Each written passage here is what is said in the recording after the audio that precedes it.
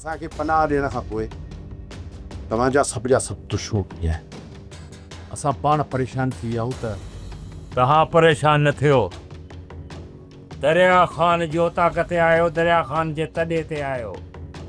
हे जेकी ठो ठो आहिनि उन्हनि सां विढ़ण जी मां सघ रखां थो।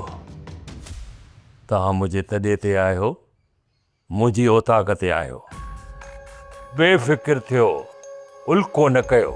हिते हुते जिथे किथे मुंहिंजो मासात हूंदो तव्हां रुगो धमाल ॾिसंदो ऐं जाथे हे हूंदो न शख़्स तव्हां रुगो डंडो ई डंडो ॾिसंदो। डंडो डंडो अॼु असांखे ॻोठु वञिणो आहे, तव्हां खां इजाज़त वठंदासीं।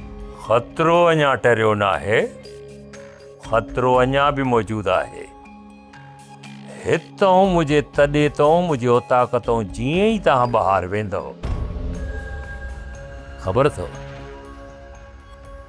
मारिया वेंदो।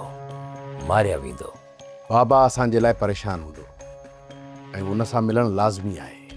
ठीकु आहे, तव्हां जेकॾहिं वञणु चाहियो था त वञी सघो था, मां तव्हांखे रोके नथो सघां।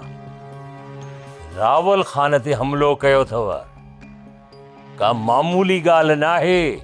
भाऊ दरिया ख़ान, जेको नसीब में लिखियलु हूंदो न सो ई थींदो। मुश्किल वक़्त में तव्हां असांजो साथ ॾिनो, तव्हांजी वॾी महिरबानी।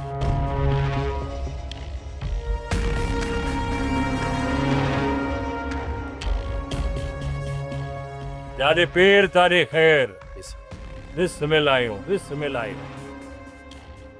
मासात हाणे त मज़ो ई वियो हलियो। तोखे त मज़े जी लॻल आहे, वेहो।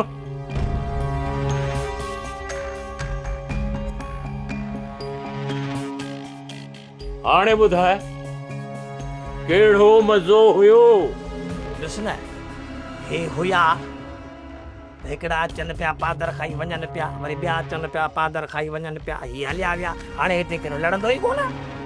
ही विया न, ॾिसजांइ इहे लड़ंदा ज़रूर, हिननि सां विढ़ंदा ज़रूर।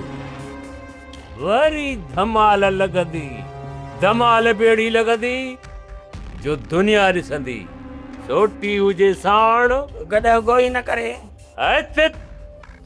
रखीस। सब्सक्राइब कयो असांजो official YouTube channel Sindh TV HD drama ऐं वधीक अपडेट लाइ बेल आइकन खे क्लिक करियो।